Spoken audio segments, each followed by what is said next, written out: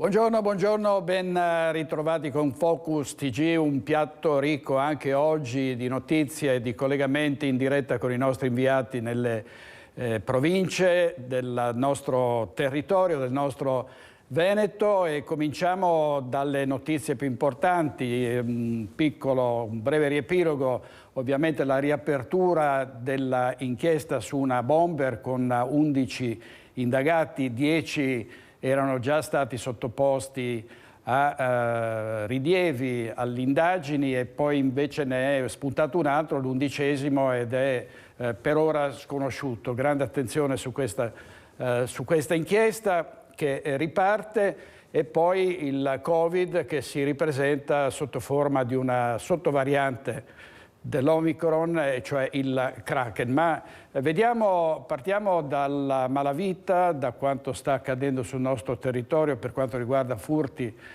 e rapine e altri reati contro il patrimonio. Particolarmente difficile la situazione a Venezia, dove il sindaco ha promesso di risarcire le vittime dei furti e di spaccate per metà dei danni che hanno subito. Vediamo il servizio di Filippo Fois e poi ci colleghiamo con Venezia in diretta con Federico Fusetti. L'idea è quella che il Comune di Venezia troverà le risorse per rifondere i danni di queste vetrine in quota parte. Noi pensavamo un 50% fino a un massimale di 2.000 euro. Risarcire il 50% dei danni fino a 2.000 euro a negozianti, esercenti, associazioni culturali o sportive che hanno subito una spaccata. Di fronte ad un fenomeno che si ripete con cadenza pressoché quotidiana un po' in tutto il territorio comunale, il sindaco di Venezia Luigi Brugnaro annuncia un gesto che vuole essere di vicinanza e solidarietà delle istituzioni verso i suoi concittadini. Devo parlare con i miei assessori, dobbiamo stendere una delibera di giunta, ma immagino 2 o 3 settimane al massimo.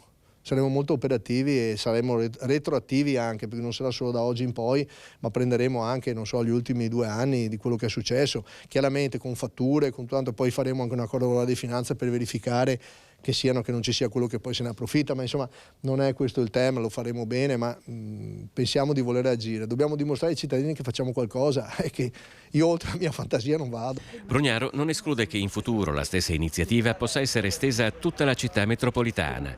Venezia, aggiunge il sindaco, resta in prima linea contro la criminalità. È la città più videosorvegliata d'Italia e la sua polizia locale, agendo di concerto con le altre forze dell'ordine, ha recentemente raggiunto un numero di espulsione di clandestini tra i più alti. Occorre però anche un cambio di marcia deciso a livello nazionale. Io credo siano molte persone, non credo ci sia un'unica persona. A me mi sembrano rapine da disperati, che fanno danni molto più di quello che portano via.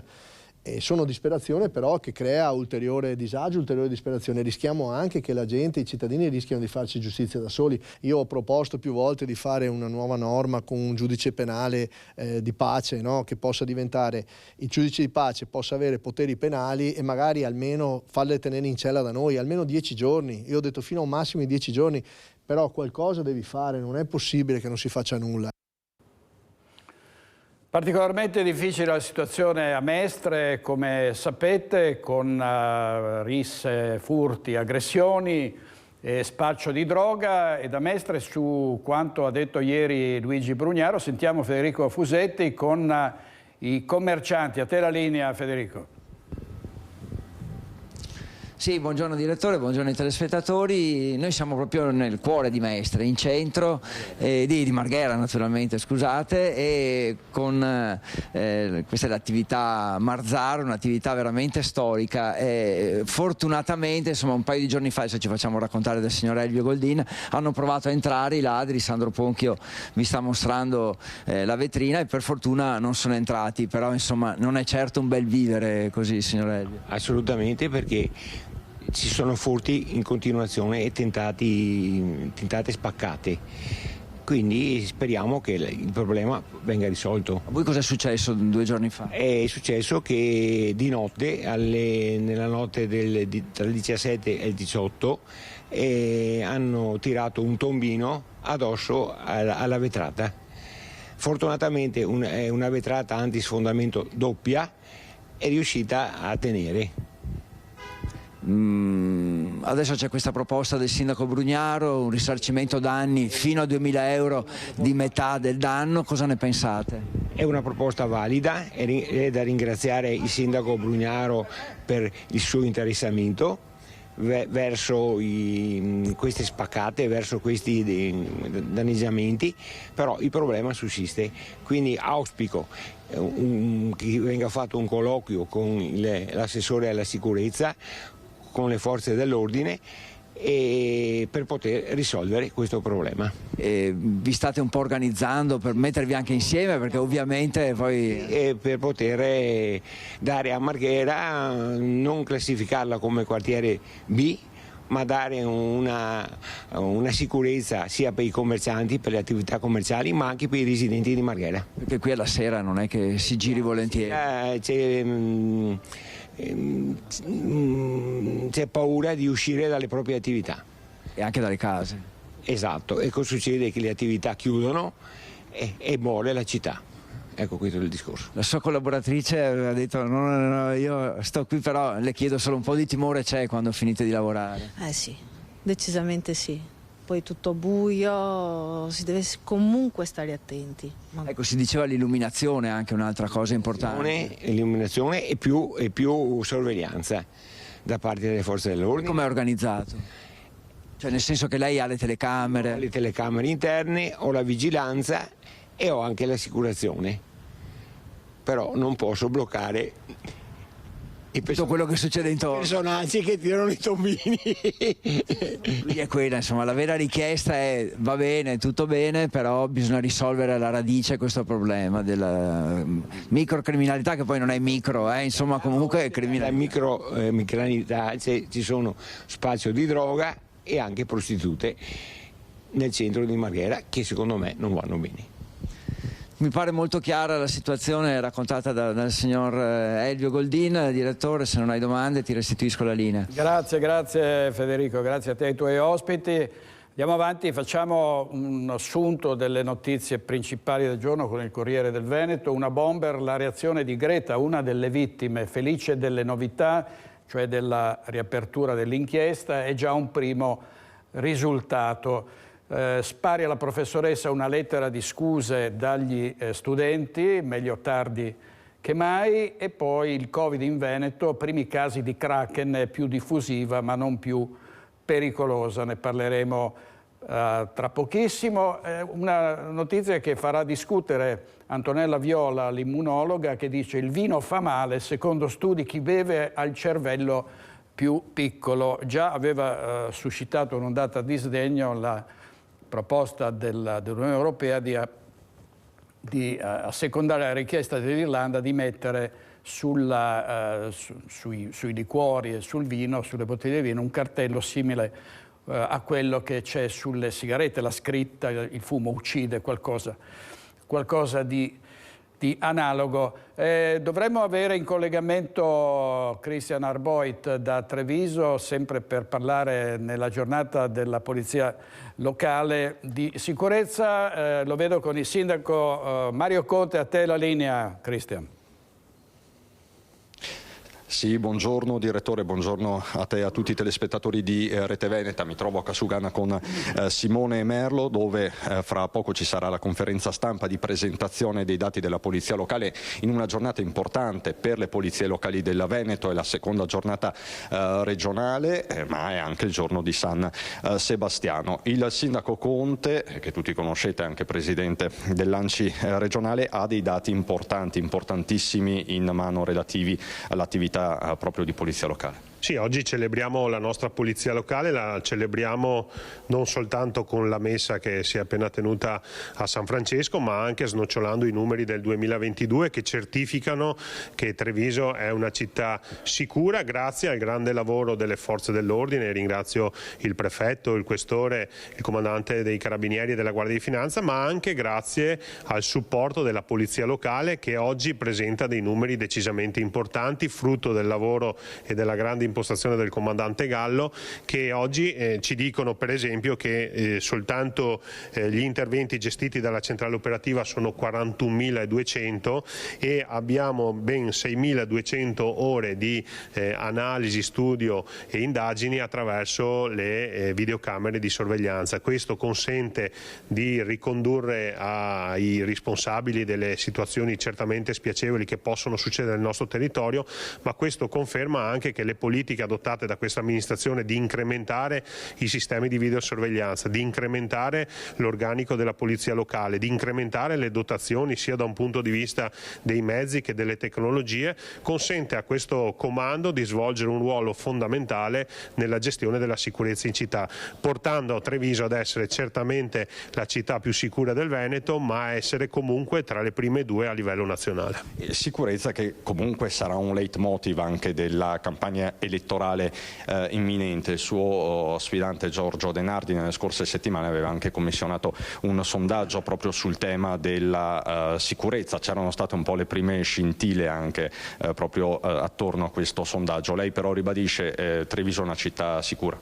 Sì, noi partiamo dai dati, quelli ufficiali, quelli che vengono condivisi dalla prefettura, ma soprattutto al di là di quello che possono dire i candidati per screditare il lavoro di un sindaco e di un'amministrazione, noi costruiamo il futuro della sicurezza nella nostra città. Proprio in questi giorni è partito il progetto Quartieri Sicuri, dove andremo a raddoppiare la presenza delle nostre pattuglie nei quartieri, sia negli orari diurni che notturni, e lì andremo proprio a intercettare tutti quei movimenti che possono destare sospetto nei nostri quartieri, con l'obiettivo proprio di aumentare anche quella che è la percezione di sicurezza per i nostri cittadini. Episodi come quelli che sono successi per esempio a Fiere, che per fortuna sono isolati, e voglio anche ricordare che grazie al lavoro delle forze dell'ordine dopo 48 ore sono stati anche identificati i responsabili, rischiano di minare la percezione di sicurezza. Ecco, noi vogliamo lavorare per la sicurezza effettiva, ma non vogliamo trascurare nemmeno la percezione, e quindi ci sarà molta più presenza di polizia locale nei nostri quartieri, proprio con l'obiettivo di far sentire i nostri cittadini sicuri a casa loro. Questo significa, Sindaco, che c'è stata l'immissione di nuove risorse sostanzialmente nell'ultimo periodo? Sì, noi abbiamo sempre continuato ad investire sul tema della sicurezza, perché è uno dei temi più sentiti dai nostri cittadini.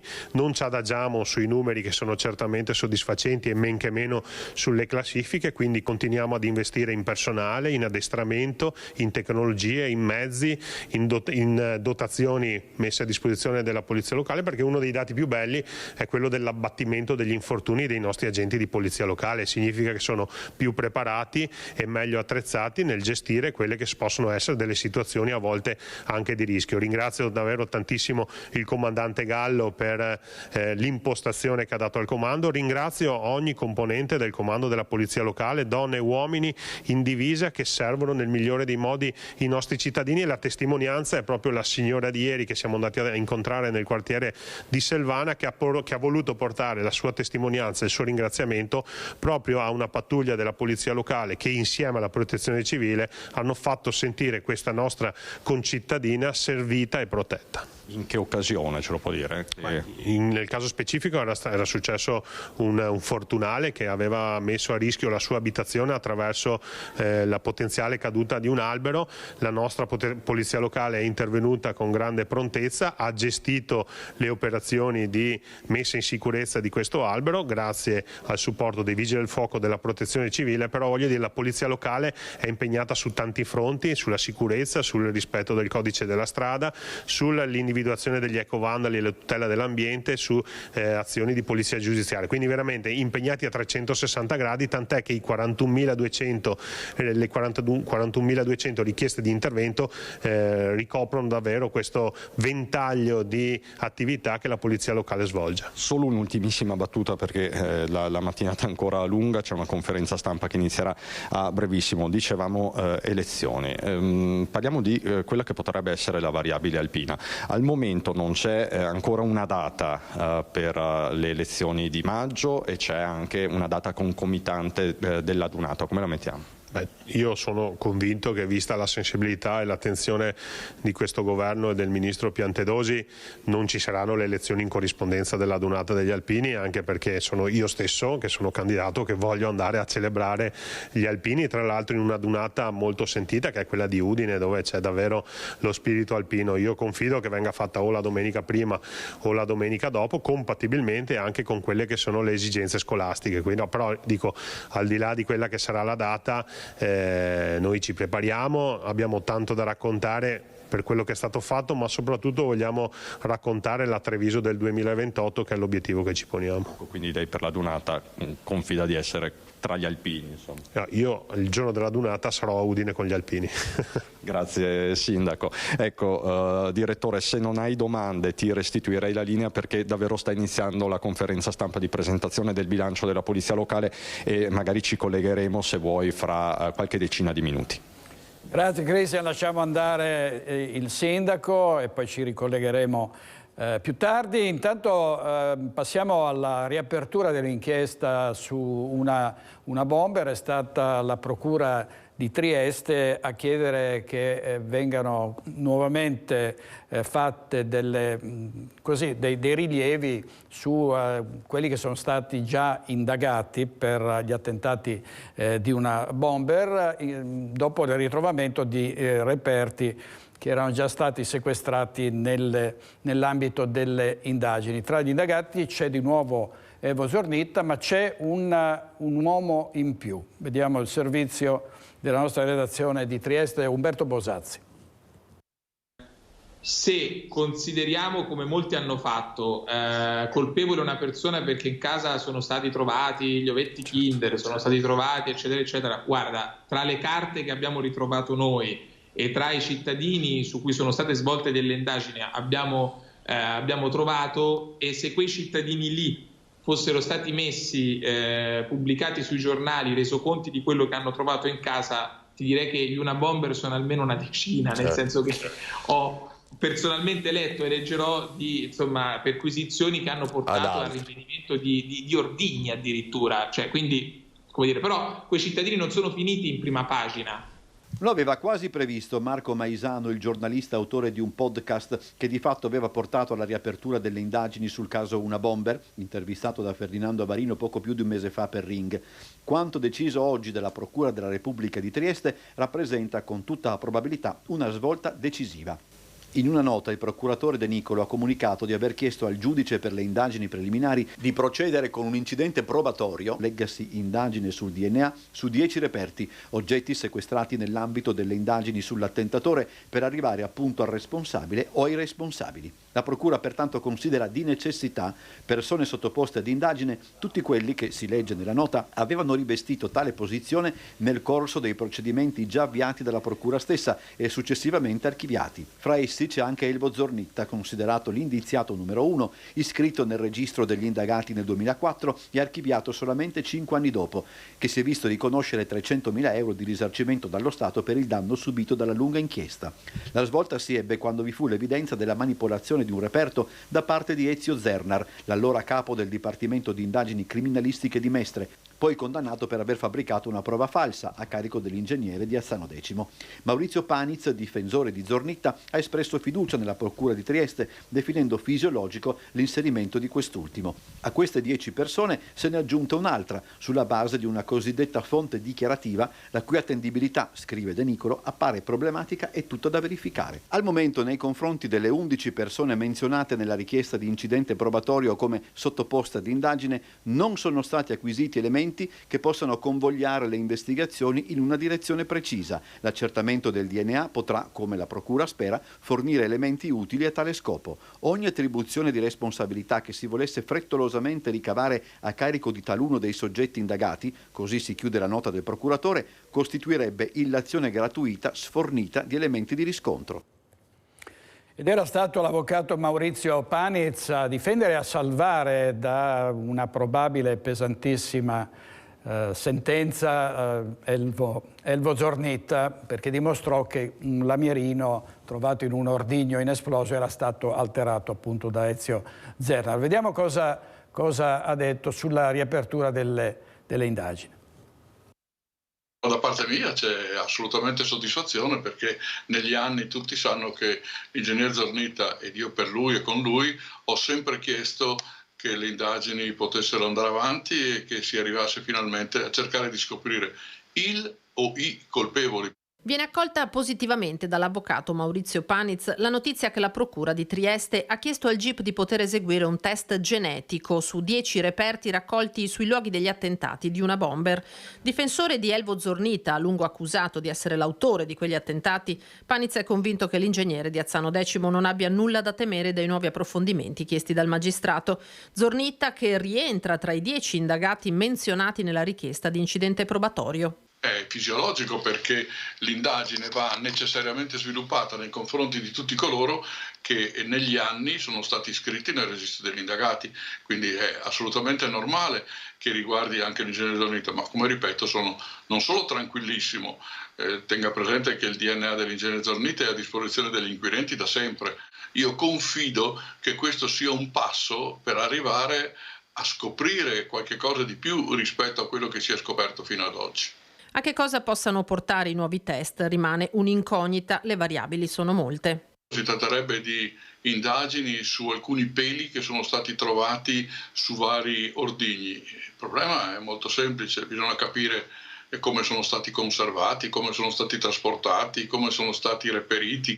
Ovviamente si possono fare tantissime considerazioni, le faremo quando sarà il momento, se sarà il momento, perché bisogna vedere se e come il giudice riaprirà questa indagine. A me fa solo piacere che ci sia questo seguito, il massimo della serenità, il massimo della fiducia, e sono confidente, come si usa dire, che ci possa essere almeno la speranza di un qualche risultato ulteriore.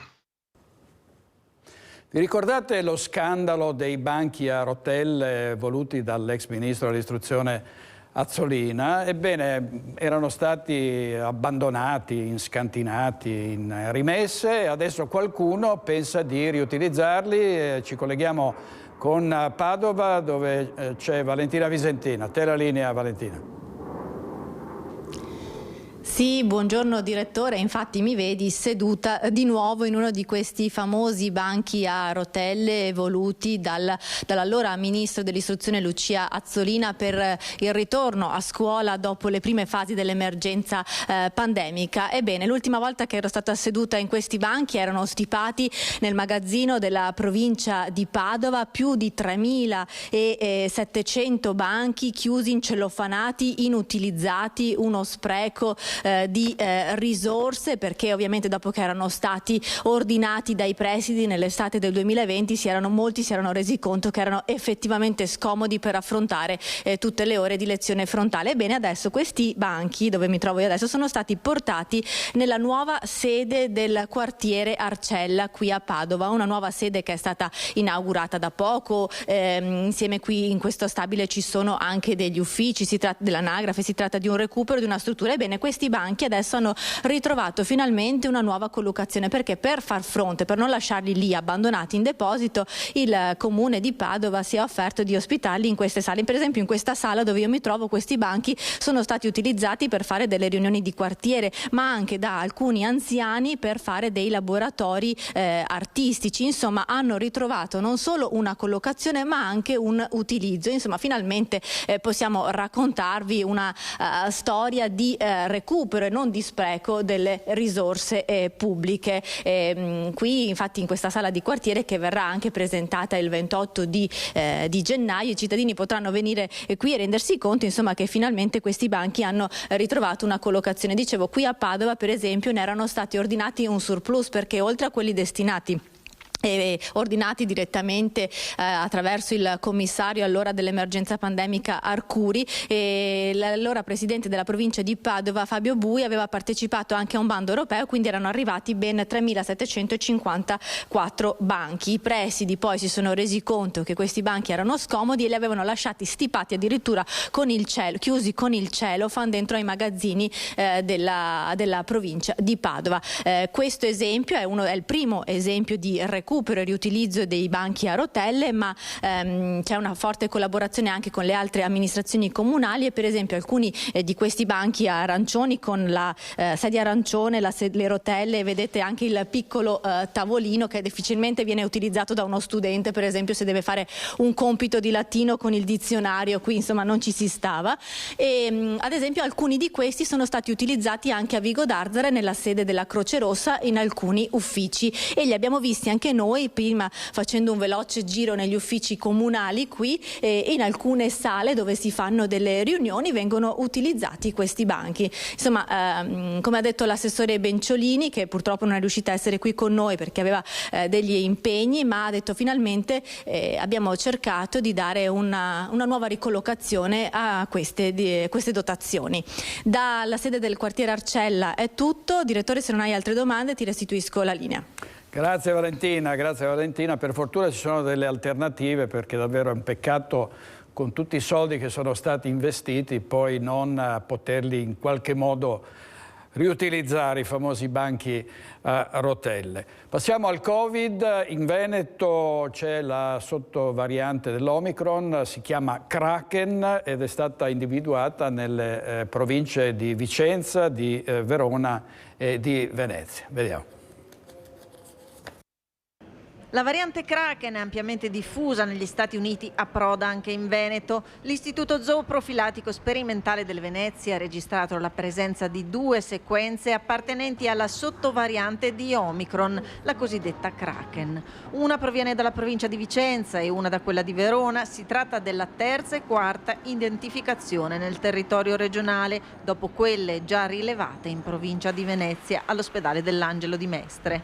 Non è noto se i campioni provengano da persone di ritorno dall'estero né se queste siano residenti nel territorio regionale.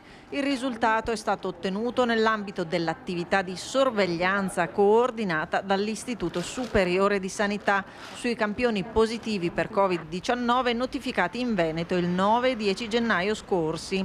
In una nota l'Istituto Zooprofilatico delle Venezie precisa che si tratta di una delle varianti che ad oggi sta destando preoccupazione per la sua capacità di diffondersi, ma fortunatamente non per la sua aggressività.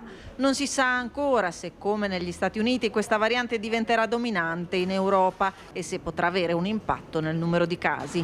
Al momento gli studiosi ritengono che sia improbabile possa causare seri problemi in un paese come l'Italia, con un'elevata copertura immunitaria data dalla vaccinazione e dalle precedenti infezioni. Per ora la sua frequenza in Europa è ancora bassa, si parla del 4% nelle ultime 2 settimane e in Italia il numero dei casi riportati risulta sporadico. E sempre da Vicenza sentiamo in diretta Luisa Bertini. Dici tutto, Luisa.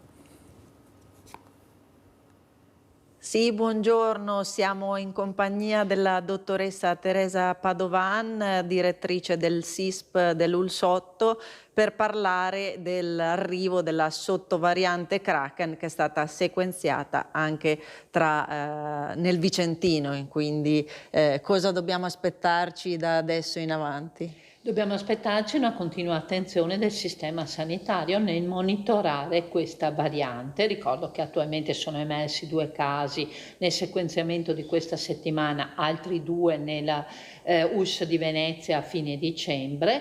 Appunto un attento monitoraggio attraverso il sequenziamento dei tamponi inviati dai laboratori regionali per valutare l'eventuale emergere e di questa variante che dimostra appunto maggiori caratteristiche di contagiosità. Ecco, negli Stati Uniti è la variante, la sottovariante dominante. Qui in Europa dobbiamo aspettarci altrettanta diffusione, diventerà anche qui? Beh, allora c'è da dire che dal sequenziamento emerge già da molte settimane il primato stabile come variante della cosiddetta Omicron BA4, BA5, che raggiunge quasi il 90% di campioni. Vedremo in prossime settimane e mesi come impatterà la Kraken, perché la popolazione della regione italiana e europea un po' diversa dalla popolazione statunitense. Sicuramente il virus è circolato molto, c'è un pattern di difesa immunitaria più solido nelle persone e soprattutto c'è una buona copertura vaccinale che sembra essere utile anche per questa variante. Parlando di Covid in termini generali, lei faceva riferimento a domenica che sarà il giorno del Capodanno cinese e quindi dobbiamo aspettarci anche molto più un movimento internazionale. Cosa vi aspettate? Sì, certo, l'aumento dei viaggi ci sarà sicuramente sia interni alla Cina ma anche esterni, perché si tratta delle vacanze di questo Stato, un po' come le nostre vacanze invernali natalizie. Resta in piedi tutto il sistema di monitoraggio che si era messo su a dicembre, cioè all'arrivo agli aeroporti i cittadini cinesi vengono sottoposti a tampone, se positivo viene preso in carico poi dalle centrali Covid, sottoposto a isolamento e soprattutto sequenziato. Anche lì per capire se questa tendenza, e cioè che i cittadini cinesi in Cina circoli la variante Omicron classica, venga appunto confermato questo dato, che sarebbe tranquillizzante per la regione europea. Ecco, io ringrazio la dottoressa Teresa Padovan, linea a voi a studio. Grazie molte a Luisa Bertini e alla sua ospite. Brutte notizie per quanto riguarda i benzinai che sono sul piede di guerra. Il governo non ha accettato le loro richieste, non vogliono che si debba pagare una multa di 6.000 euro per quei benzinai, per quei gestori che non dovessero esporre il prezzo medio della benzina. Quindi per ora lo sciopero del 25-26 gennaio è confermato, in realtà parte alle 19 del 24 gennaio e si chiude il 26 gennaio sempre alle 19. Dopo una settimana di incontri e trattative, fumata nera anche questa mattina nel tavolo decisivo a Roma tra il ministro delle imprese del Made in Italy Adolfo Urso e le associazioni di categoria dei gestori dei distributori di carburante. Confermato lo sciopero delle pompe di benzina fissato per le giornate del 25 e 26 gennaio. Tanta delusione per chi, come Flavio Convento, presidente della FAIB Confesercenti Veneto, ha partecipato al vertice romano al Ministero. Lo sciopero riguarderà anche gli impianti self-service, ma assicurerà i servizi minimi essenziali. La protesta durerà 48 ore a partire dalle 19 del 24 gennaio. Purtroppo il governo ha disatteso le nostre aspettative. Dopo un'apertura che c'è stata sull'incontro di lunedì, oggi fondamentalmente si sono un po' rimangiati le parole. Questo ci ha molto disturbato e sicuramente penalizza una categoria che è da anni che è in sofferenza, e quindi anche l'esposizione del prezzo medio, come si era parlato di un QR code per evitare una serie di complicazioni e di incombenze che vanno a questa categoria, si ritorna a delle sanzioni. Resta l'obbligo per i benzinai di esposizione del prezzo medio regionale dei carburanti, ma la comunicazione sarà settimanale, non più giornaliere, ad ogni variazione del prezzo. La chiusura dell'impianto per omessa comunicazione avverrà solo dopo 4 omesse comunicazioni settimanali nell'arco di 60 giorni e sarà da 1 a 30 giorni. Alleggerite anche le sanzioni, che saranno da un minimo di 200 ad un massimo di 800 euro a seconda del fatturato dell'impianto, mentre prima dell'incontro di oggi raggiungevano i 6.000 euro. Bene, adesso ci trasferiamo a Bassano del Grappa, dove vedo Chiara Gaiani con un ospite. Parliamo di ristorazione collettiva a chilometro zero. Chiara, spiegaci di cosa si tratta. Buongiorno direttore, buongiorno a tutti i telespettatori. Sì, il Consiglio regionale ha approvato una legge, il progetto di legge numero 120, che amplia una legge che in realtà già esiste in Veneto dal 2008 sul consumo di prodotti a chilometro zero. La ristorazione collettiva quindi è invitata, ci saranno dei premi proprio sugli appalti per conquistare questi appalti, per acquisirli, per chi sceglierà nella ristorazione ristorazione collettiva di portare nelle tavole prodotti a chilometro zero, un incentivo che andrà poi anche alle scuole, poi alle strutture sanitarie, una legge che peraltro ridefinisce anche il concetto di chilometro zero, prodotti in un raggio di 70 chilometri. È grande la soddisfazione di tutto il comparto, peraltro insomma all'interno dei prodotti a chilometro zero vengono inseriti non solo prodotti agricoli ma anche prodotti di acquacultura, prodotti della pesca, quindi si amplia, si riduce la filiera. Con noi c'è Pietro Guderzo che ci ospita nella sua fattoria, la fattoria San Michele di Bassano, è anche presidente mandamentale di Coldiretti. È grande la soddisfazione del mondo agricolo che si vede riconosciuta dalla politica regionale, l'importanza di produrre e l'importanza anche di continuare a salvaguardare il territorio. Sì, buongiorno a tutti, per noi è un grande risultato. Da oggi viene riconosciuto quello che è un po' il ruolo importante che ha l'agricoltore, non solo dal punto di vista economico, ma con questa legge viene anche un po' riconosciuto quello che è il valore sociale e ambientale dell'agricoltura all'interno del nostro territorio, appunto. Ecco, qui lei produce soprattutto formaggio, vediamo alle nostre spalle, insomma, un centinaio circa di vacche da latte. Sì, noi produciamo latte e formaggi e ci tengo appunto a ribadire il concetto che soprattutto anche nelle zone collinari e montane aver riconosciuto dare delle premialità a chi introduce prodotti chilometro zero all'interno delle mense per noi è un grosso fatto di soddisfazione, anche perché appunto bisogna ribadire il fatto che il ruolo dell'agricoltore è anche ambientale, tiene pulito il territorio, lo mantiene, quindi è un vantaggio che va non solo all'agricoltore stesso ma a tutta la collettività.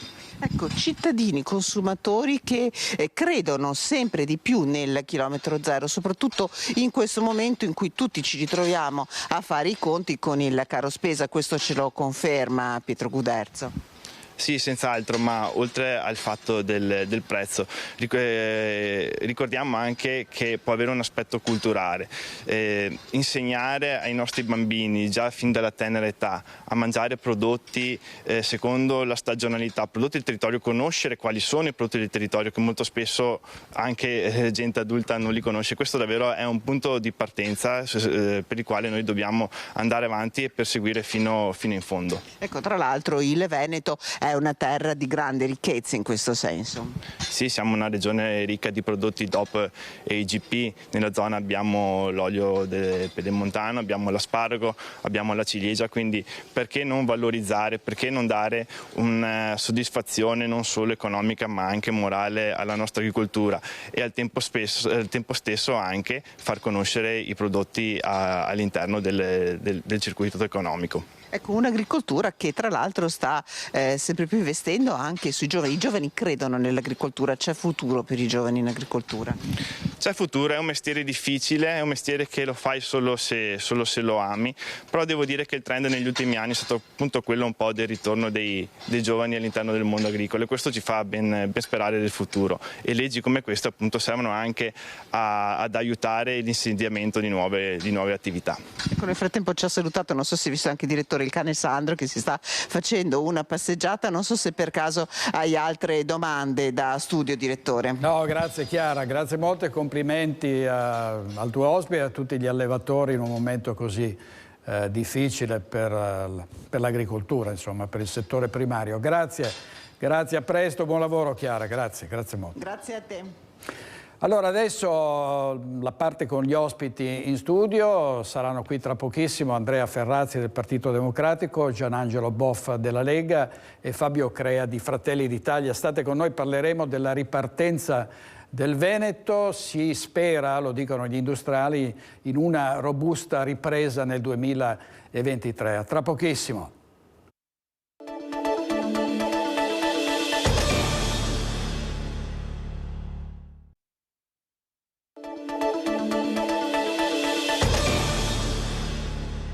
Di nuovo in diretta con Focus TG, vi presento gli ospiti di oggi, sono l'onorevole Gianangelo Boff della Lega. Buongiorno Boff e il senatore Andrea Ferrazzi del Partito Democratico. Buongiorno. Direttore, grazie molte a entrambi. Sta per arrivare anche Fabio Crea di Fratelli d'Italia. Parliamo del Veneto, la ripartenza del Veneto è quella che il presidente di Confindustria Veneto Est, Leopoldo Destro, auspica sia una ripresa robusta del settore industriale ed economico. Vediamo cosa ha detto a Guido Barbato. Il 2023 sarà caratterizzato da un primo semestre con alcune difficoltà. Nel secondo semestre l'economia italiana dovrebbe riprendere in maniera robusta. Parole del presidente di Confindustria Carlo Bonomi, il quale però teme una frenata degli investimenti. Spetta al governo stimolarli, ha suggerito.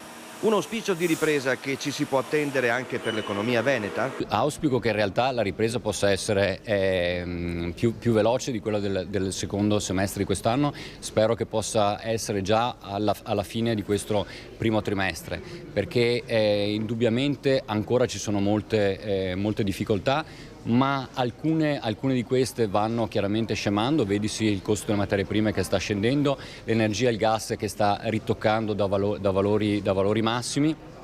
È un mercato che probabilmente a macchia di leopardo in alcune zone potrà vivere degli aspetti di recessione, ma molti mercati stanno ancora tirando bene per le nostre aziende. E insomma, quindi ci sono buone prospettive. Tra l'altro l'altra sera era qui Renato Mason, segretario della CGIA di Mestre, che diceva nel 2022, nonostante tutto, le cose sono andate piuttosto bene. Onorevole Boff, cosa si dice a Roma del Veneto, che rimane pur sempre anche in questi frangenti la locomotiva del Paese, no? Dal punto di vista economico? Beh, il Veneto insieme alla Lombardia, insieme all'Emilia Romagna, sono quelle regioni che trainano il nostro Paese sotto il profilo, diciamo, dell'industria, delle imprese, eccetera. È vero che il momento è difficile perché la crisi energetica, la crisi dei prezzi ha creato non pochi problemi alle nostre imprese, problemi che sono dati da un aumento del costo dell'energia soprattutto, che nel caso delle aziende non è comprimibile, perché io in alcuni settori, vedi ad esempio il caso del mio comune, l'illuminazione pubblica, posso decidere anche degli spegnimenti, posso decidere di ridurre la temperatura, però se io ho dei macchinari all'interno della mia azienda che consumano tot, non è che o li fermo o sostengo i costi maggiori, tant'è che 2/3 della manovra che noi abbiamo approvato da poco in Parlamento è stata proprio dedicata alla salvaguardia delle aziende e all'aumento dei costi. È vero che in questo momento il problema è talmente grande che è difficile individuare, cioè ogni aiuto sembra minimale, però diciamo l'impegno sulla base anche degli equilibri di finanza pubblica è stato destinato a questo. Le imprese sono quelle che ci consentono di tenere in moto il Paese, perché noi non possiamo essere il Paese del reddito di cittadinanza, noi dobbiamo essere il Paese che dà la possibilità alle aziende di poter assumere persone e di poter dare un futuro alle nostre generazioni.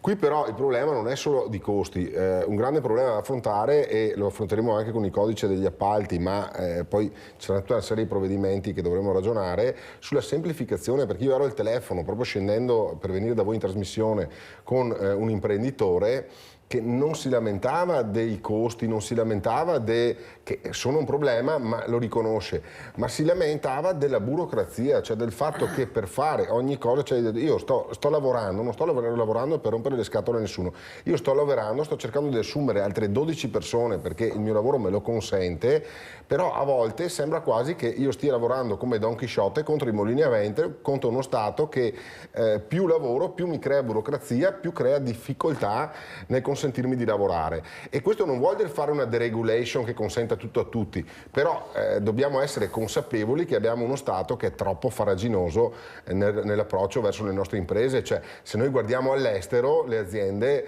riescono a lavorare in modo molto più agevole, molto più veloce, molto più semplice e riescono a stare sul mercato. Quindi qui ci deve essere un grande sforzo da parte nostra nel cercare di mettere nelle condizioni chi vuole produrre PIL, chi vuole creare occupazione e ridurre il reddito di cittadinanza. Dobbiamo veramente, le professionalità ce le abbiamo, gli imprenditori ce le abbiamo, però dobbiamo sciogliere le briglie che queste persone possano effettivamente dare il loro meglio in quello che sanno fare.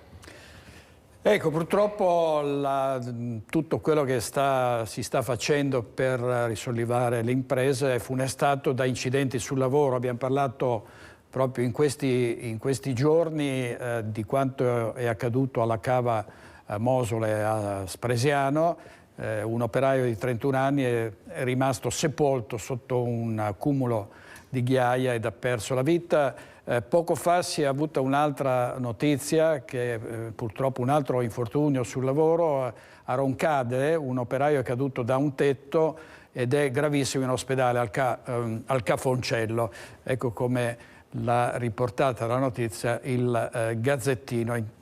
E oltre a questo il deposito di solventi che è andato a fuoco, 3 operai in ospedale. Vediamo i sindacati che si sono mobilitati davanti alla cava Mosole. Vediamo. Noi all'indomani dell'infortunio siamo venuti qua in azienda per portare le condoglianze, la solidarietà al lavoratore e ai lavoratori e per chiedere un incontro all'azienda. Tuttavia l'incontro ufficiale dalla parte dell'azienda al sindacato non è ancora stato accordato e ci chiediamo quale problema ci possa essere nel parlare con i rappresentanti dei lavoratori di un tema tanto caro a noi e ci auguriamo anche a tutte le aziende, quello della sicurezza. E all'interno di questa unità produttiva ci sono anche altri lavoratori che meritano di sapere se stanno lavorando in sicurezza oppure no. Nel 2022 il Veneto registra 135 vittime, tra cui anche quelli in itinere, che ci fanno capire che abbiamo bisogno di lavorare ancora molto sul tema della sicurezza.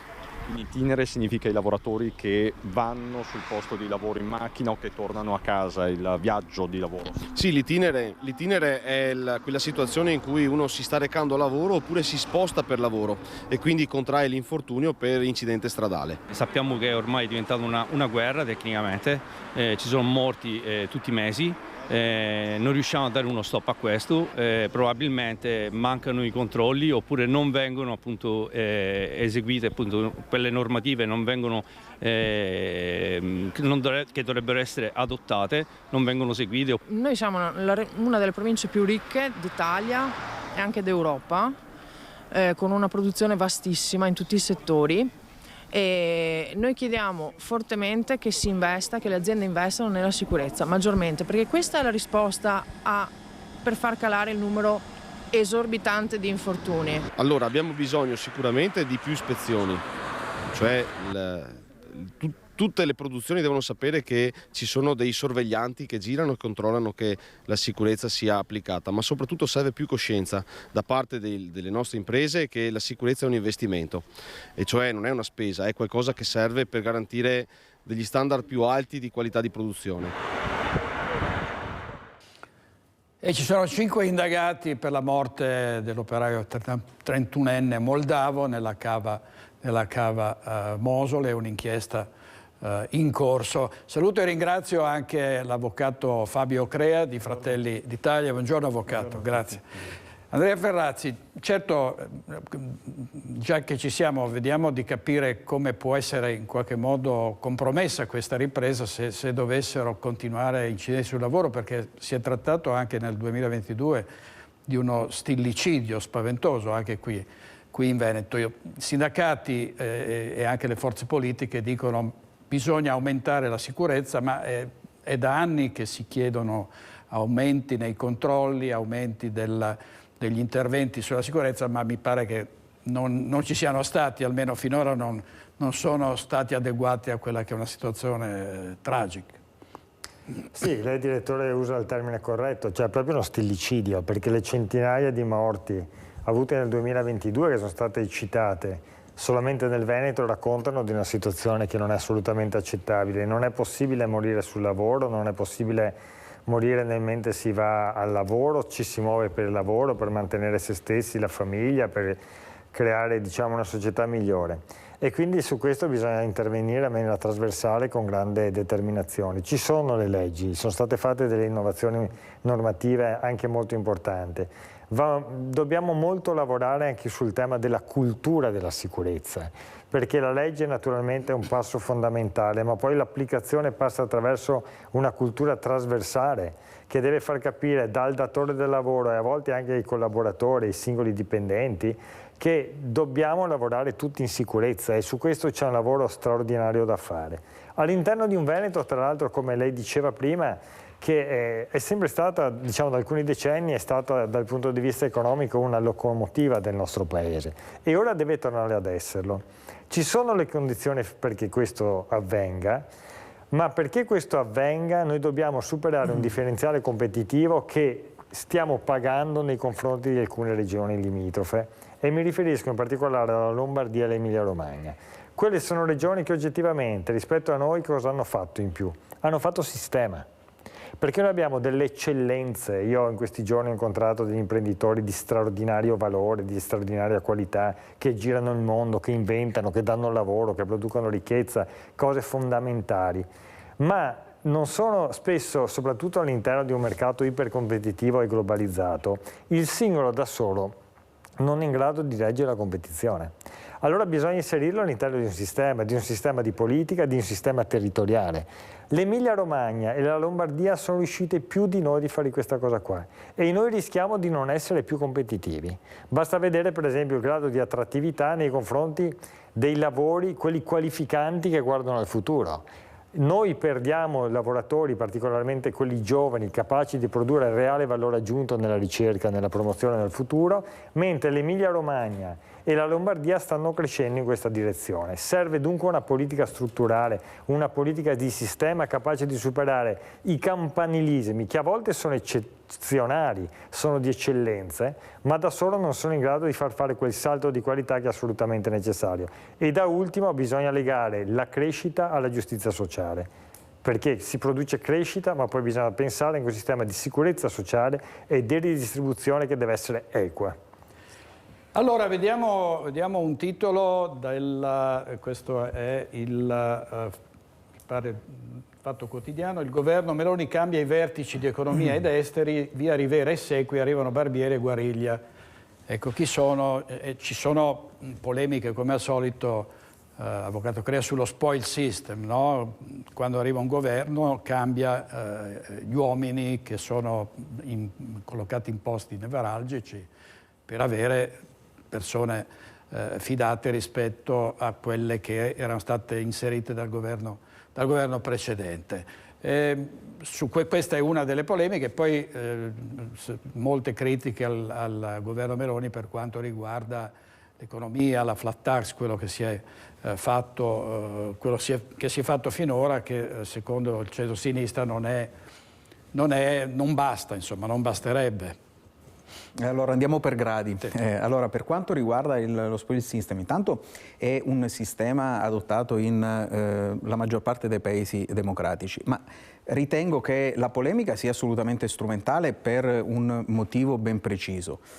Per il fatto che l'organo esecutivo, piuttosto che l'organo legislativo, comunque chi ha le redini del governo e le redini della legislazione, si trova sostanzialmente imbavagliato, bloccato, ammanettato nel momento in cui tutta la parte dirigenziale, che è quella che deve dare l'esecutività, a volte anche attraverso delle disposizioni di natura regolamentare, non segue quelle che sono delle direttive che provengono da parte dell'organo esecutivo. Molto spesso, qui abbiamo Gianangelo Boff che è sindaco, spero che lo rimanga per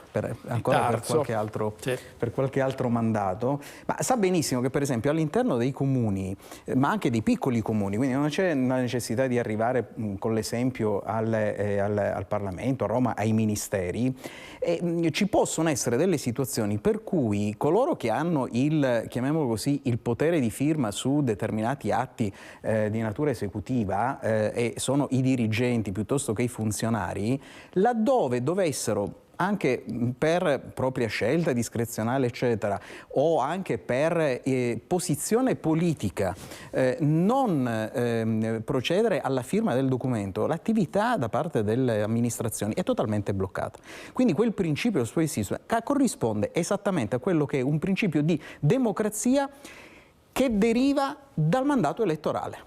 L'elettore dà il mandato al Parlamento, nel nostro sistema Parlamento la fiducia al governo, dopodiché vi è una catena che è quella della dirigenza. E qui partendo dal mandato elettorale ritorno alla seconda domanda, e cioè alla polemica della flat tax e tutto il resto. Beh, è quello che era stato previsto e promesso nel programma elettorale ed è quello che il governo sta cercando di attuare.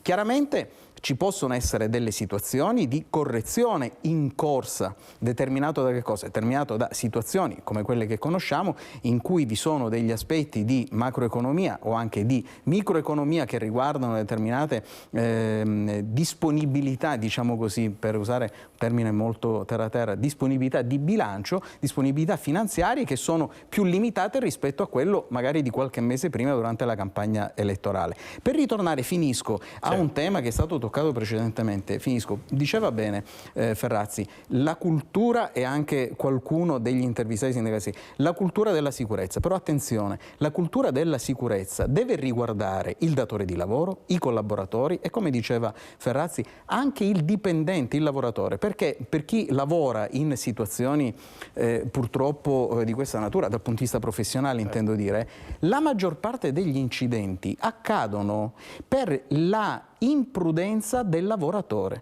il quale nel nostro sistema giuslavoristico è trattato da minus abens, cioè colui il quale qualsiasi cosa succede è responsabile un altro. No, anche i lavoratori devono essere responsabili della loro sicurezza, perché l'imprudenza, la troppa sicurezza nelle catene di montaggio, in qualsiasi situazione, crea molto spesso quelli che sono infortuni, spesso purtroppo mortali. E qui era stata recentemente Liana Como della CGIL che aveva parlato di omicidi sul lavoro e c'era stato su questo un dibattito, perché appunto c'era anche chi sosteneva che non sempre la responsabilità va attribuita al responsabile della sicurezza o all'imprenditore. Pubblicità, breve stacco, poi riprendiamo con Andrea Ferrazzi e Gianangelo Boff. A tra poco.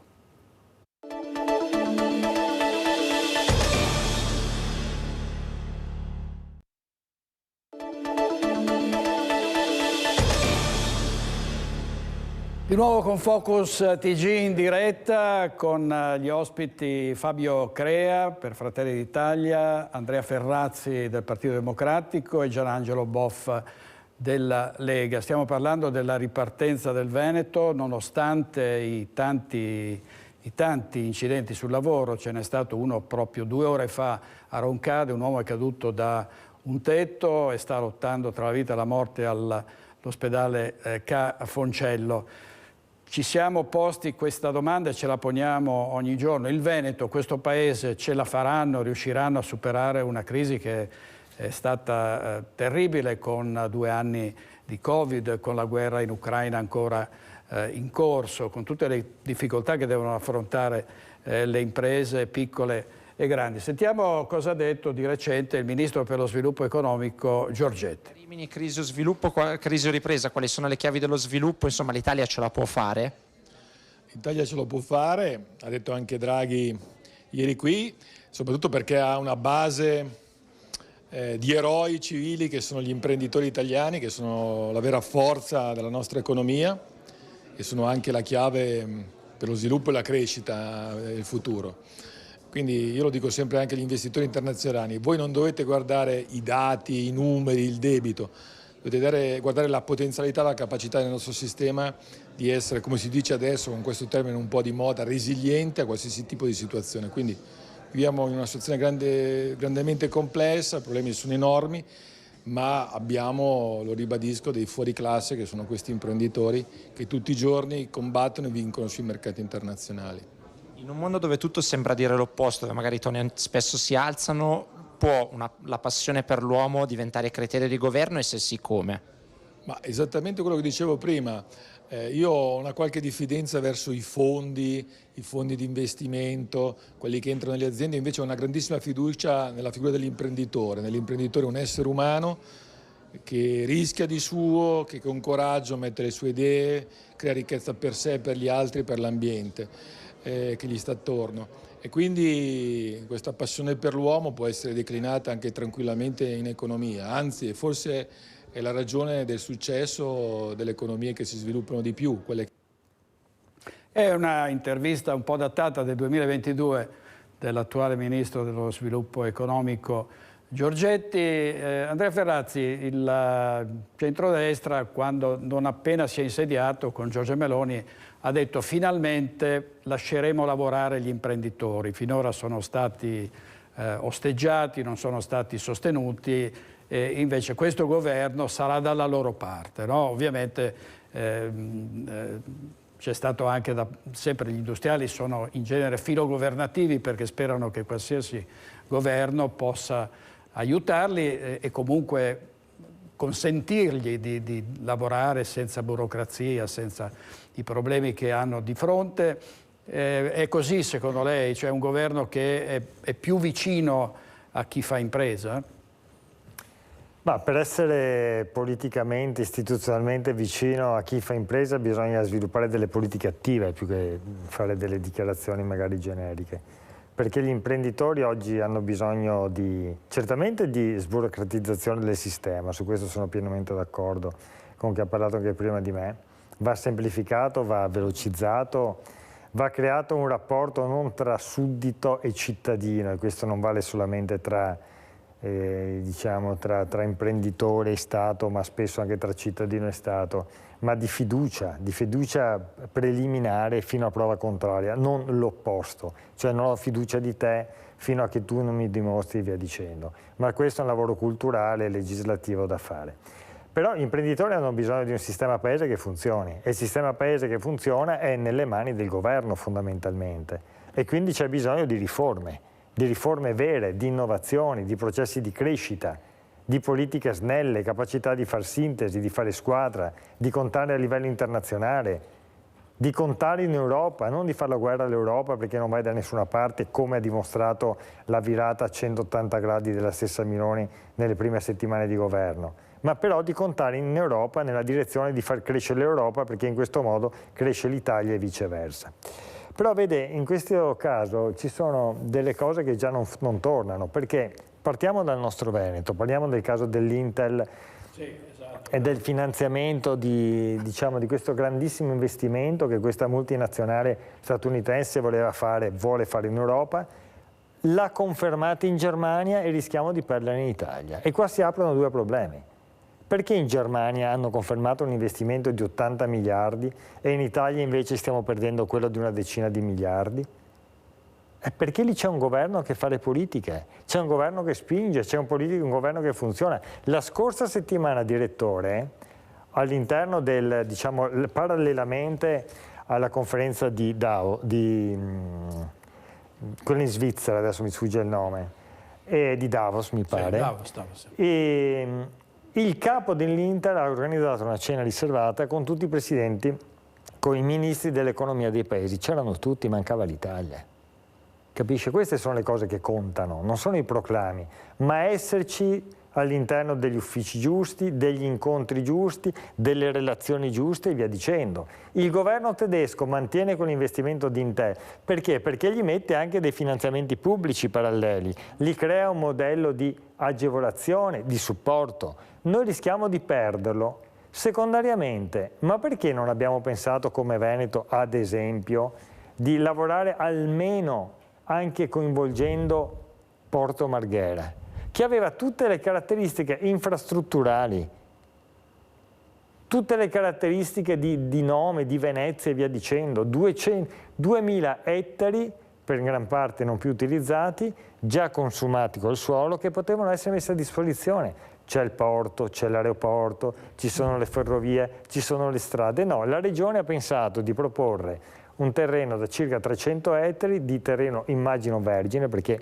non ho avuto smentite su questo, in un'altra provincia avulsa da un contesto invece di sistema. Cioè, quando diciamo che vogliamo far crescere l'Italia dobbiamo avere molta concretezza. Ecco, senta senatore, ormai continua una fase in cui ci sono le multinazionali che chiudono i battenti e se ne vanno. L'ultima qui in Veneto, l'Akzo Nobel di Scorzè, 60 lavoratori a casa, e ovviamente l'ostilità nei confronti da parte di tutti i governi, nei confronti di imprese che si comportano in questo modo. Però a loro volta le imprese dicono: ma ce ne andiamo anche perché qui la produttività i risultati non sono quelli che otteniamo in altri paesi. Cioè siamo più carenti, secondo lei, dal punto di vista della qualità del lavoro, o no? No, il nostro paese, in particolare il Veneto, eccelle dal punto di vista della qualità del lavoro. Tanto che molti imprenditori che hanno delocalizzato all'interno, diciamo, degli anni d'oro della globalizzazione sono tornati indietro, proprio perché soprattutto nei settori ad alta qualità, ad alto valore aggiunto, è necessaria l'esperienza e la capacità. E questo riguarda anche la Cina, non riguarda solamente paesi dell'est Europa o del sud-est asiatico. Quindi da questo punto di vista eccelliamo. Casomai il nostro sistema è debole sulla produttività del lavoro, ma la produttività del lavoro non dipende dalla qualità del lavoro, dipende da altri fenomeni che spesso sono esogeni al sistema imprese, che sono le diseconomie che dipendono da un sistema fiscale che non funziona, pubblico amministrativo che non funziona, giudiziario che non funziona, le lentezze per esempio di tutta la parte della giustizia amministrativa e via dicendo. Però detto questo è chiaro che noi dobbiamo fare una guerra contro i dumping, contro le nazioni che utilizzano in maniera, diciamo, difforme anche dal concetto di diritto umano e del costo del lavoro le risorse umane. E quindi però l'Italia da sola, direttore, non può fare nulla, questa è la verità. Dobbiamo lavorare almeno all'interno dell'Europa, creando delle politiche assolutamente ferree da questo punto di vista, di una omogeneità delle qualità e delle condizioni del lavoro, e dopo dobbiamo imporre come sistema europeo, perché l'Italia da sola non ce la può fare, nelle grandi, diciamo, aggregazioni mondiali del commercio, delle regole che valgano per tutti. Ecco, lo scontro sul reddito di cittadinanza, uno dei motivi per cui il centro-sinistra rimprovera il centro-destra di avere favorito in qualche modo l'aumento della povertà e destabilizzato una fascia della popolazione, e nel frattempo però, onorevole Boffa, anche la mancanza di personale qualificato nelle aziende. Cioè io continuo a sentire imprenditori che non trovano fresatori, saldatori, tecnici. Davvero è una situazione ancora piuttosto drammatica per gli imprenditori. Sì, arrivo al quesito, però vorrei allacciarmi un attimino alla parte precedente, perché adesso noi parliamo, ho sentito parlare quasi in modo critico, no, all'epoca della globalizzazione, cioè però un minimo di storia dobbiamo ricordarcela, cioè quando c'erano forze politiche in questo paese e quando ancora i buoi erano nelle stalle e non erano ancora scappati, che dicevano attenzione, attenzione alla Cina, attenzione a quei paesi là, imponiamo dei dazi, non possiamo... Attenzione a farli entrare nel WTO, perché poi ci saranno dei problemi. Io mi ricordo che invece c'era una parte politica che inneggiava alla globalizzazione, una parte politica alla We Are the World, ma siamo tutti uguali, ma andiamo avanti, ma il mondo deve essere globale, eccetera. E poi oggi veniamo a piangere quei problemi che sono stati creati dalla globalizzazione forsennata. Quindi io vorrei ricordare, e andatevi a vedere, quando c'era un signore magari che lo diceva in modo un po' rude dal palco di Pontida e diceva no, dobbiamo mettere i dazi sulle merci che vengono dagli altri paesi perché producono senza tutelare i diritti umani, perché producono senza tutelare i diritti dei lavoratori, cioè quello era un troglodita che non capiva niente, però l'ha detto. Il problema è che lo diceva 20 anni fa e quindi la storia per fortuna poi alla fine ci dà ragione, come i rubli che dovevano arrivare dalla Russia e poi alla fine non è arrivato nessun rublo. Arrivo al punto, cioè il problema delle aziende a investire in Italia, cioè ad esempio anche il problema della giustizia è un tema gigante e voi ne avete un esempio nella vostra azienda, cioè quando voi avete l'ingegnere Iannakopoulos che fa di mestiere l'editore, a un certo punto arriva un giudice e gli dice guarda io non sono sicuro di ciò che hai fatto, però intanto tu la tua professione non la eserciti. Come non esercito la mia professione, il mio mestiere? Salvo poi arrivare dopo 3, 4, 5 mesi, no ma guarda ci siamo sbagliati e continua a fare il tuo lavoro. Cioè ma dove succede una cosa del genere in un paese normale? Ma dove può succedere una cosa del genere in un paese normale? Ma voi vi immaginate se l'ingegnere non avesse avuto dei collaboratori che potevano mandare avanti ugualmente l'attività? Avrebbe chiuso l'azienda per 6 mesi perché poi il giudice gli avrebbe detto no, adesso puoi riprendere perché non è successo nulla, mi sono sbagliato un attimo. Cioè immaginatevi, succede con un'azienda metalmeccanica, quindi quindi con che sicurezza uno investe dei soldi nel nostro paese per poi rimanere ostaggio del destino e sperare che tutto gli vada bene, perché poi i nostri imprenditori lavorano anche con un grande ottimismo e con la speranza di non capitare in una cosa del genere. Ma la giustizia è un problema importante da affrontare in Italia, cioè non può essere che il destino di un'azienda sia lasciato al fato, perché nessuno investe lasciando al fato il destino dei propri lavoratori, dei propri investimenti, quindi questo è un tema importante. Grazie, è stato l'avvocato Maurizio Paniz a smontare l'impianto accusatorio che parlava di minacce e diffamazione da parte del proprietario della nostra azienda, l'ingegner Giannakopoulos, e l'interdizione di 1 anno poi è durata 1 mese perché il Tribunale del riesame ha ritenuto assolutamente infondate tutte le accuse. Ieri c'era qui Francesca Zaccariotto, attuale assessore al Comune di Venezia per i lavori pubblici, ha raccontato una fase drammatica della sua vita per una ipotesi di abuso d'ufficio. È stata sottoposta a centinaia di intercettazioni, addirittura in queste intercettazioni a un certo punto sono stati tirati in ballo dei tossicodipendenti, degli spacciatori. Insomma, alla fine sembrava che lei fosse responsabile del traffico di cocaina, una vicenda drammatica che si è risolta per sua fortuna in una bolla di sapone, con totale riconoscimento della sua estraneità a certi fatti, però ha vissuto 7 anni in un incubo. Andiamo in pubblicità, riprendiamo con l'avvocato Fabio Crea, tra poco.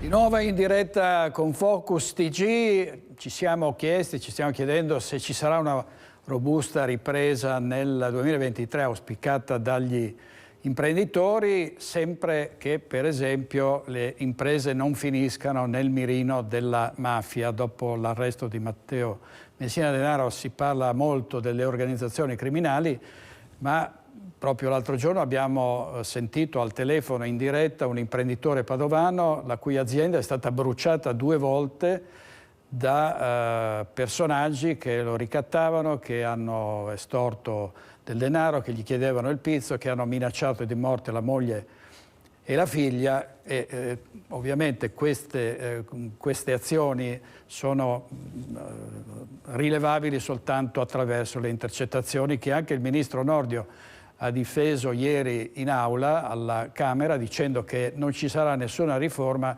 delle intercettazioni che riguardino mafia, terrorismo e corruzione.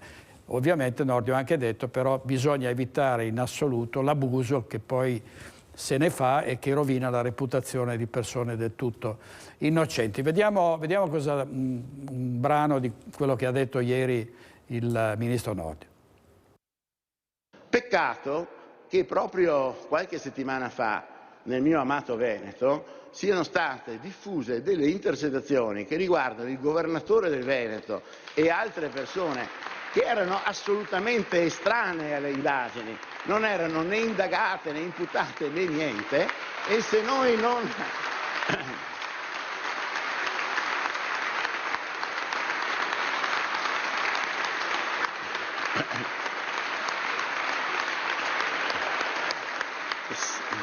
Se noi non interverremo radicalmente, ripeto, sugli abusi, sugli errori di queste intercettazioni, noi cadremo veramente in una sorta di democrazia dimezzata.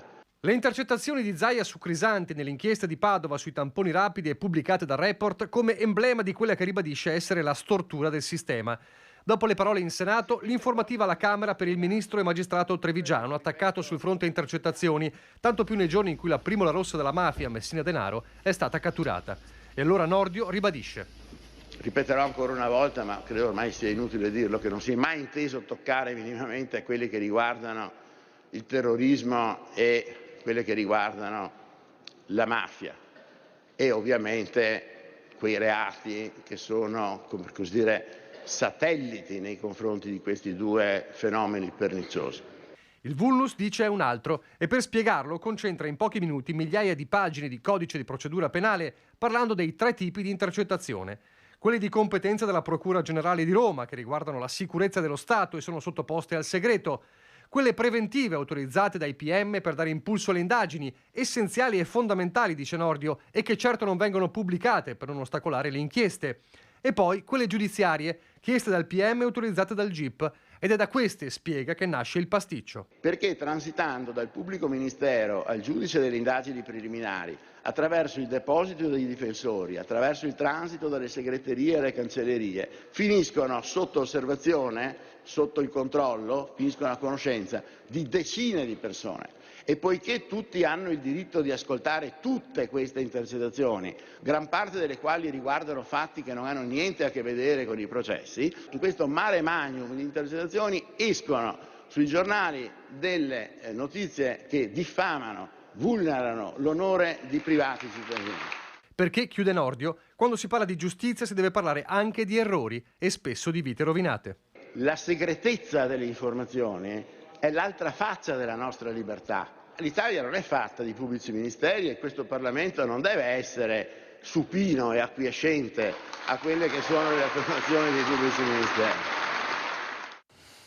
Ecco, forse varrà la pena anche, avvocato Crea, spiegare cosa intendeva Nordio nel dire che questo Parlamento non deve essere supino ai PM. Credo che non debba essere supino a nessuno, ma insomma perché in particolare i PM e poi sulle intercettazioni. È importante fare un po' di storia giudiziaria, politica e sociale di questo Paese, perché con Tangentopoli si è creata e c'è stata una spaccatura. Sappiamo bene che da un punto di vista mediatico, forse anche politico, si è parlato di Prima Repubblica con riferimento proprio a quel periodo precedente a Tangentopoli.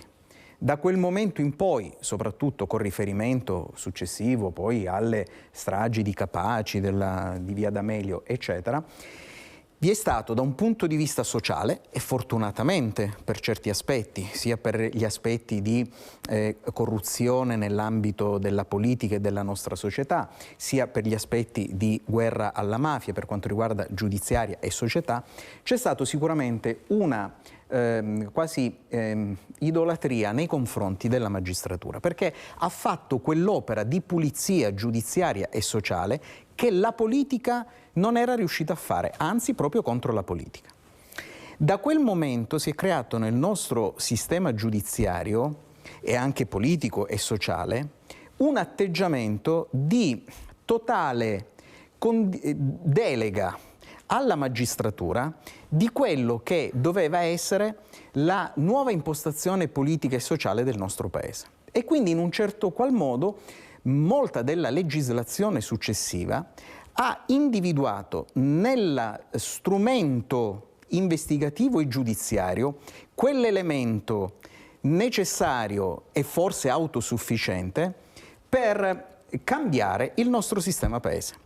E si è arrivato, attraverso la nostra legislazione processual penalistica, a delle situazioni, quelle di cui si parlava prima, dell'abuso delle intercettazioni, che costituisce oggi quasi l'unico strumento di investigazione, cosa che evidentemente è certamente strumento utile, ma non può essere quell'elemento che va a incidere su altri nostri diritti, quelli della riservatezza, di soggetti che non commettono reati. E mi permetta una considerazione e una battuta finale su questo mio intervento. Certo. Dire che le intercettazioni telefoniche sono state l'unico, il principale strumento per arrestare Matteo Messina Denaro dopo 30 anni a casa sua mi pare un po' eccessivo, perché se per 30 anni, certamente negli ultimi 10 anni, da quando era esattamente dove è nato e dove viveva, in un paesino di 10.000 abitanti, forse più che le intercettazioni serviva qualche pattugliamento di più. Ma le dico un'altra cosa, derivante dalla mia esperienza personale, essendo io nativo, essendo cresciuto in ambiti non dissimili da quelli macchiati dal fenomeno mafioso, da quel fenomeno mafioso. Quando il capo mafia, latitante o non latitante, e, come spesso accade, sul suo territorio, non è proprio vero che politici o forze dell'ordine non ne siano a conoscenza? Non c'è dubbio, anche perché poi il livello di omertà abbiamo, lo capiscono anche i Sassi, era elevatissimo. Quest'uomo girava tranquillamente a Mazzara del Vallo, a Campobello di Mazzara, in altre zone della Sicilia. Figuriamoci se non ci fosse qualcuno che l'avrebbe potuto riconoscere. Andiamo da Christian Arboit, che si trova a Treviso, in municipio, e ti vedo, Chris, in compagnia del comandante della polizia locale Andrea Gallo. A te la linea. Sì, direttore, buongiorno di nuovo. A proposito di prevenzione, di monitoraggio della sicurezza sui territori, c'è la criminalità organizzata, come ben dicevate, ci sono poi gli episodi di criminalità comune, la microcriminalità che è diffusissima. Da qui l'importanza di una giornata come quella di oggi, la giornata di San Sebastiano, che serve alla polizia locale per fare un po' il punto della situazione. Sono 41.200, come diceva prima il sindaco, gli interventi nel 2022 da parte degli agenti della polizia locale di Treviso. Dove vi siete concentrati maggiormente, comandante Gallo?